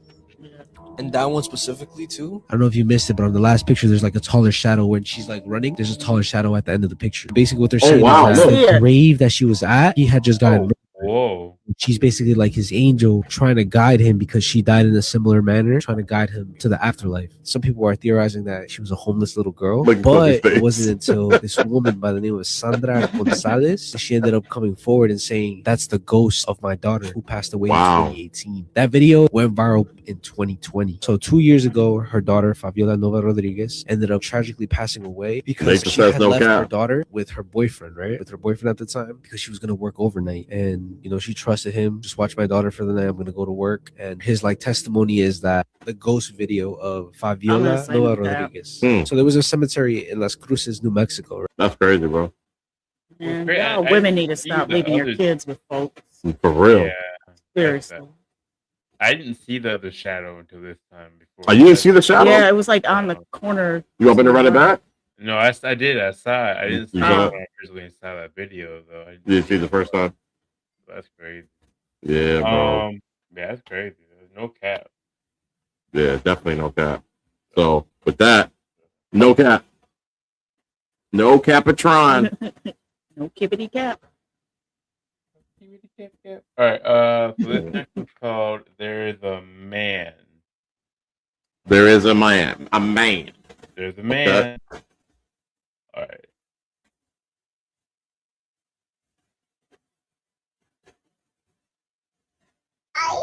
Viralizou um vídeo assustador dessa conta em que uma criança aponta em direção a uma porta e diz que ali há um homem. O problema é que ao abrir a porta não há ninguém. Há apenas uma casinha que a criança costuma brincar. O mais bizarro é que a criança insiste em dizer que ele está com a A good man? E mal sabia a mãe o que iria acontecer ali futuramente. A mãe, ao perceber que essa casinha era o brinquedo favorito da sua filha, reformou ela de tal forma que parecesse Oh, I see this sua dollhouse. própria casa. A criança pediu até mesmo para colocar. So this is So in what are we Spanish. looking at?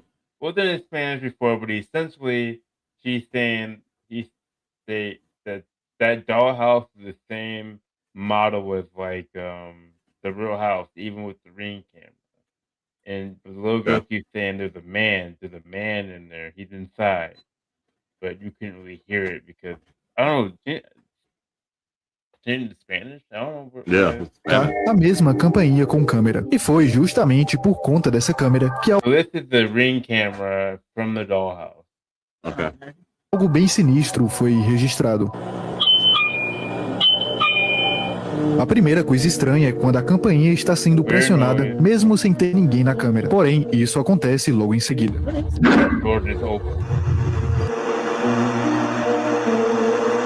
A partir daqui, a porta começa a abrir e fechar repetidas vezes. Mas é nesse momento aqui que algo bem sinistro é captado. And then it moved that. It moved the door. Yeah. De forma assustadora, That window. algo parece levantar os cabelos dessa boneca moved the e window logo em too? seguida soltá-los. Teria sido isso the o hair. suposto homem Oh, visto move the pela hair. criança. But I thought I saw something in that little window thingy too. Really? That shit. And that's Oh, the what the mom. fuck Like, is- the mom's like, what is Oh, going okay. on? Shit, mom's standing there scared the shit out of me. I know. She's Mom's scared was me too when I scarier than the first time. freaking. It wasn't in Spanish the first time that whatever. But yeah, so capital cat. Yeah, I'm gonna say. No cat. Would you like to throw the hat, Shell? But I don't know if it's So- no cap or not because she opening the door could have It could have blew been in the wind to blow the hair. I'm gonna say cap. Whoa! Yeah, I'm gonna say cap. I Because mommy was there. I don't know. The timing was so weird because all of a sudden now she's in there. no cat. I'm going with cap. no cat. I think mommy rang the doorbell. Would say y'all. They just said no cat. People who are watching out there, cap or no cap? I know you're out there. I see the numbers.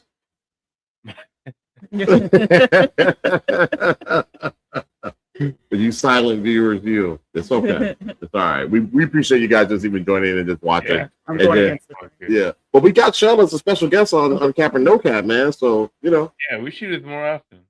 right. All right. So the next one is called Might Want to Turn Around. Uh-oh. Sorry, it's kind of the typing is kind of small on my computer here. All right. Share my screen here.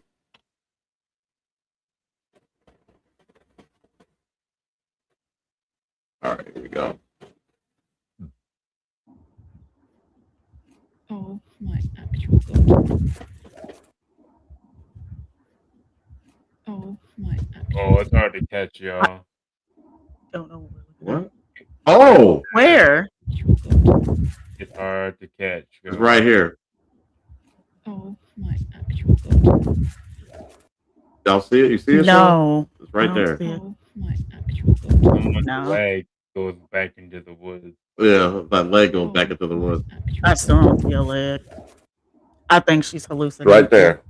Oh my actual god. The dog peeped at I first. still don't see it. Yeah, the dog's peeping it. Oh my actual god. I say it clear as day. That's not a good one, but I'm gonna say no cap. That's not Well, a- something was definitely there. Yeah. I don't know. I'm But gonna say either- cat because I couldn't see it. or whatever. But Nathan says cap as well. Something there. Yeah, I can't see it. I mean, our dogs look at a distance in the yard, and there's nothing there. So there's something there. It's hard to catch. I couldn't see it, so I have to give it a cat. All right. So the next one, I'm gonna give it no cap. I'm gonna give it a no cap. Too. All right, so the next one is called Running on Water. This one's kind of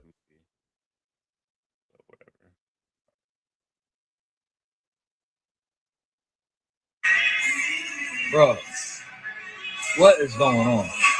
Bro, this is real footage of the CIA chasing a man running across the water.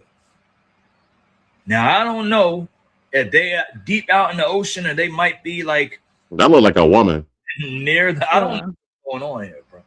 Or this might not be the ocean. This could be a lake. I don't know where they are at, but all I know is I see a man in a robe running across the water. What is this AI? AI detectives, I need answers. Bro, what is going on? Bro, what do y'all think? Y'all think that could be a thing? Is that a man or a woman? I don't know. It's Cap. I think she got powers, bro. CIA chasing her to like she broke out of a Got the X gene. Yeah, got the Trying to X say gene. what's her name, Clarissa or whatever, the boxer, but now she's a runner. Oh, there's a boxer that became a runner? No, I said now she's a runner. That's what it looked like. She's a runner. called Manly. You know what I'm talking Oh, about? Clarissa. yeah. She's a runner. She's a track star. Yeah. Okay, so I think it's Cap too. Yeah, I think it's fake. Yeah, probably Cap. Yeah, I thought it was funny. Yeah, it's definitely Cap. So I'm gonna have to Put that back on. reapply my cap for the caption. Okay. Clarissa explains it all. Yeah. Cody, do you remember that show? Yeah, on Nickelodeon. Yeah. I forgot all about that. Me too. All right. So I think we are at our last one now, right? My 600 pounds. Yeah. All right. Trying to start it the right way. All right, give me a second, guys. My mouse is out, so I'm working with the laptop mouse, and I'm not very quick with it. So bear with me. All right. Oh, I didn't like this. I didn't like this. Okay, so this is my 600 pounds. So check it out. You know what it might be? It might just be like one of these kind of just shifted and moved. But I could have swore I saw something moving. Yeah, no, I don't see anything else. I'm looking in the reflection too. I don't see anything. Oh, what was that? I knew it was gonna be some might bullshit. Or I was like, what? Why is he doing those jars like that? Did you What's jump, that Kobe? guy- I didn't see Kobe jump. No, So you didn't jump. I was like, I just knew. Should have known there was gonna be a jump scare somewhere in there. the end. You know what I mean? It had to I be think the my last one. I think my right eye twitched just a little bit. Shell, you jump. You scary. No, I didn't. Shell's scary. She No. jumped, bro. Did Shell jump? No, I don't think she did. Like, where's he coming at? Where's he coming This got me. Well, I Got thought you. I don't know, I'll be fine. I was too invested in the pickles. I was like, dang, those Those look pickles look good. Those pickles look great, man. Yeah. Oh man. All right, y'all. Show's over. Show's over. That's it. We're done. We appreciate everybody joining. Thank you so much. Yeah, man, it was a good time. Next week, Always. we will be doing. I don't know. I guess we're gonna do the Project Looking Glass. You do Project Looking Glass. We'll do that, and then we'll do Old World, and then we'll just keep banging away at these. Yeah, there's so much stuff out there that we're gonna, and then we can always go back to stuff too. To another look, a deeper dive into things too, man. So for those that are into that stuff, the creepy, the things that go bump in the night, the ancient history, lost history, his story versus the real story. Please continue to join us every Sunday night at 5 p.m. Central Standard Time. And let us know. Oh, sorry, but let us know if you got things you want us to cover. I mean, maybe we'll get back. We've done a while, maybe we'll get back into our side quest bag and actually make some content. We really need to, because we got a lot of content we got to get through. Honestly, Rashad kind of not flexing his muscles on that. Say what? Content. Could be deep dive content. Oh, bro, I can't hear you. I can't hear you, bro. You went out. Oh, did I go out? Yeah. Did I mute myself? Nah, I think it was just the internet fucking up. What'd you say, buddy?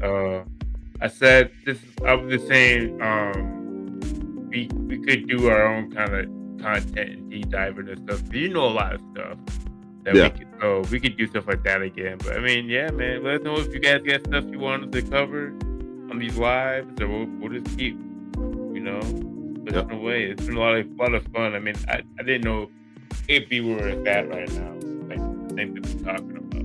So Right.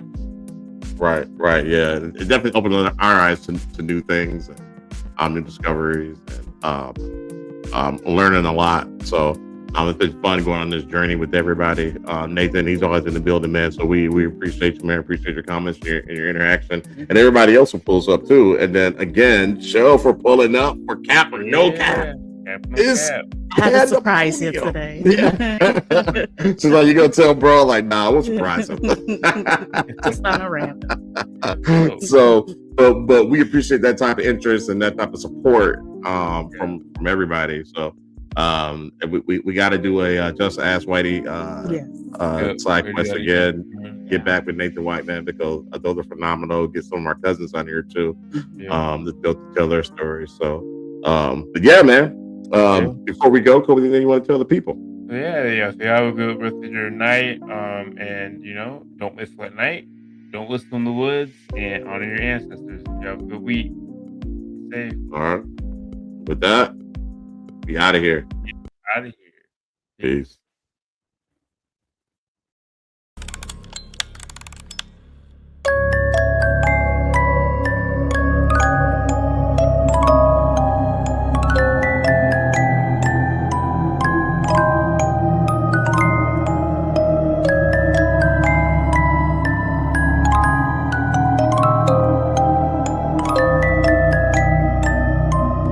Red giants. People who came from the sky. Yeah.